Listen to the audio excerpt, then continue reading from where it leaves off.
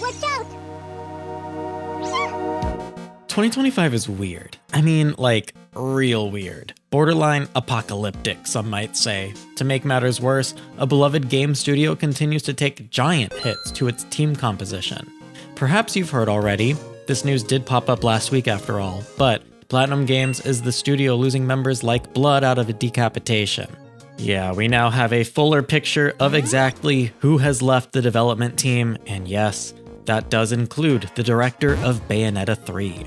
Now, before we discuss the implications of this particular loss and the others, and why they're happening, we need to give major context to what led PlatinumGames to this current situation.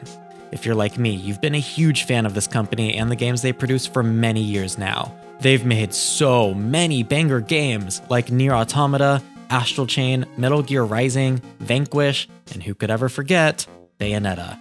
Now, the direction of PlatinumGames has admittedly been all over the place in recent years. First, they bombed commercially with 2 Wii U titles, being The Wonderful 101 and Bayonetta 2. This wasn't necessarily their fault. The games were phenomenal, and the Wii U's insanely low player base is like 95% to blame. The other 5% is marketing, and we're going to discuss that later. Now, the Wii U's install base being the reason for these failures became clear when Bayonetta 2's re-release on Nintendo Switch broke 1 million sales eventually, but at that point in time, when the Wii U release failed, it put PlatinumGames in a really bad spot.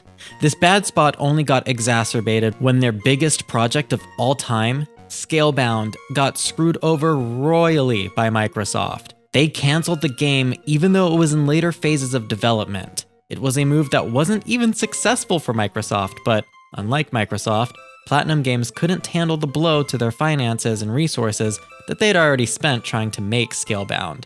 It was a profoundly ambitious project, and while I had thought that they had learned their lesson not to do deals with Microsoft ever again, well, looks like they're working with them again for Ninja Gaiden 4, but that one seems to be working out, and it's not going to be exclusive to a Microsoft console, so we're not going to talk too much about that. Now, right after Scalebound got cancelled, this slew of failures at the time and hemorrhaging of money then drove PlatinumGames to do something a lot of fans criticized them for: outsourcing their studio to make licensed games. Now, in my opinion, this criticism was misplaced. Transformers Devastation and even The Legend of Korra game weren't bad by any means, especially when you consider that each game was given less than a year's development time. But they definitely weren't highlights in PlatinumGames' catalog. The next failure to come from Platinum, though, is by and far the most consequential. Enter Babylon's Fall. Now, this game was supposed to be the studio's first live service game. As fans of Platinum, none of us really knew what to expect. I myself had relatively low interest, but I was at least slightly intrigued. Next thing I knew, the title released silently in the night, and I didn't even find out till a couple of weeks later. But by the time I'd heard about it, the damage had already been done. It was all over. Now, I don't know if the game was actually bad or not, but I do know 2 things. One is that no one asked for this, which admittedly is kind of PlatinumGames' whole MO. They make great games that no one asks for, but they usually still end up being amazing titles nonetheless, yet rarely ever sell well. However, with live service titles, this becomes even more of a gamble. And with how bad the studio's track record is with sales, I cannot even fathom what convinced them that this style of game release was a good idea. The second thing that Babylon's Fall shined a light on with PlatinumGames is that this release highlighted their major historical flaw. They have terrible, awful, horrible marketing. Like, some of the worst I've seen in entertainment, period. Like I said, I didn't even know the game had released. And not only that, but I can only recall hearing or seeing a mention of Babylon's Fall once, briefly, in like a presentation that featured other games and a lineup from other studios too. When I tell you PlatinumGames makes some of the best games in the industry but never gets good sales because they have terrible marketing campaigns, I mean it. They are the most egregious example of this. Which brings me to 4 examples of when they actually did have great marketing, and it showed. Metal Gear Rising Revengeance, Nier Automata, Astral Chain, and Bayonetta 3. Out of Platinum's entire catalog, these were the only games that had real, well-done marketing campaigns and, big surprise, These are the only games in their repertoire that sold well. It's clear that these games had great marketing because of one thing and one thing only: the production companies that funded them. Metal Gear Rising's marketing was funded by Konami, Nier Automata was by Square Enix, and Astral Chain and Bayonetta 3 were by Nintendo. It's clear that every other title that PlatinumGames has ever made didn't get proper funding for marketing. Or the trailer directors did a bad job, whether they had good funding for marketing campaigns or not. For example, immediately after Bayonetta 3, Bayonetta Origins was announced and released. The game was a critical success, everyone loved it that played it, but once again, it showcased Platinum's biggest flaw: that can take over even after a commercial success within the same series. Even though Bayonetta 3 sold well just a couple months prior, Origins flopped in sales with barely several thousands of copies sold. Now, the only figure we have for this game is the 6,000 or so physical copies that sold in Japan. We have no figures for the rest of the world, or even after that time period that we got that sales figure for. So I'm sure it's at least double that 6,000 sales worldwide, but nonetheless, this is clearly a commercial failure. And their lack of mentioning sales after that fact is even more proof to this, because usually they go quiet on what their sales figures are when they are commercial failures. Now, Bayonetta Origins only received 2 or 3 trailers, and to make matters worse, the trailers did not do a good job of conveying what the game is or what it's like to play it.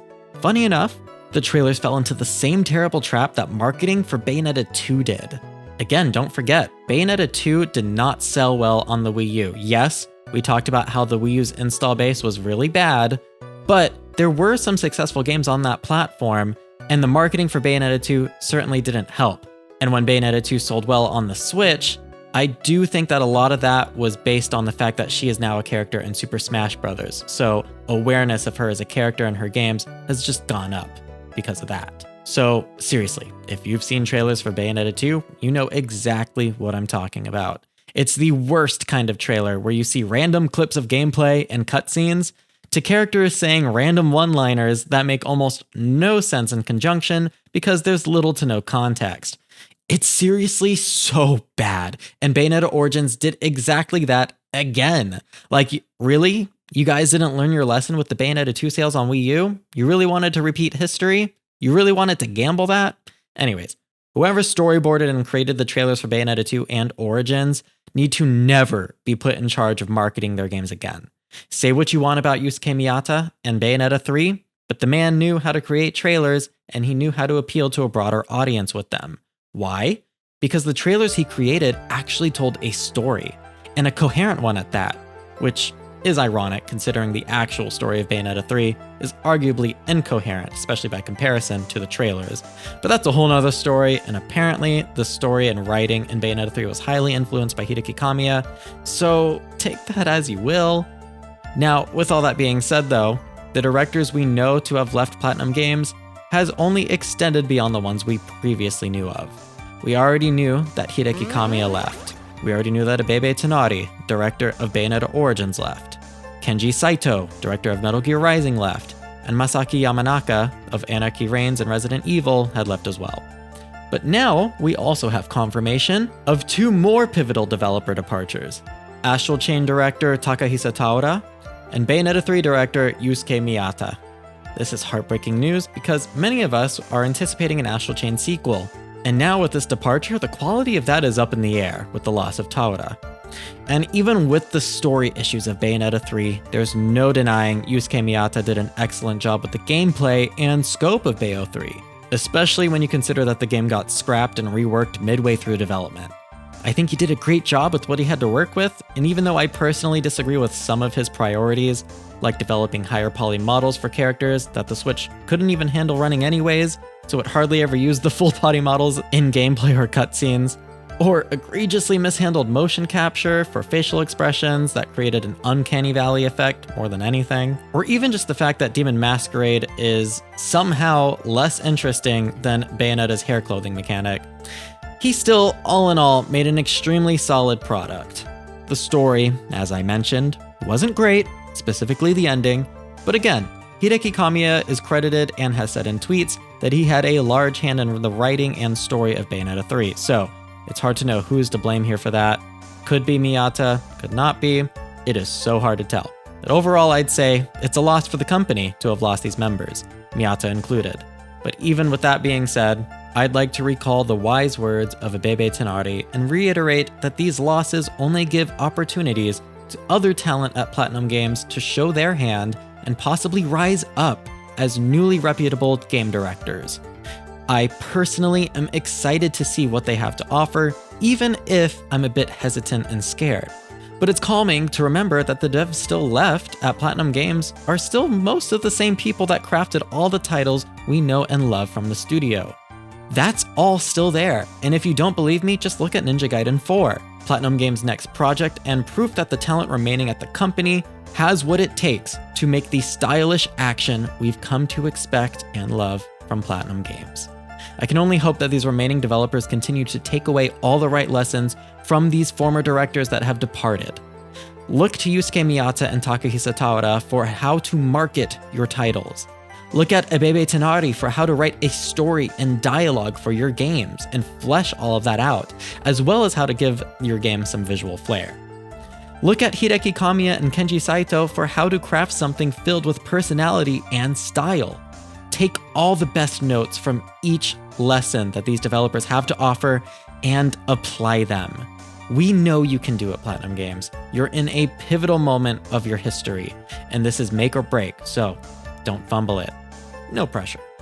But as for you, dear audience member, don't forget to tell us all your thoughts on these departures and what you think the future of PlatinumGames and even Bayonetta might look like now. I'd like to thank my patrons on Patreon for making these videos possible, and if you'd like to also help support me and have your name featured at the end of all of my videos, do consider clicking the Patreon link right in front of you or in the description. Afterwards, check out more of my videos like this one here, where I discuss what Hideki Kamiya's new studio, Clovers, is actually up to outside of Okami 2. I've been johtojonny, and I'll catch you all there.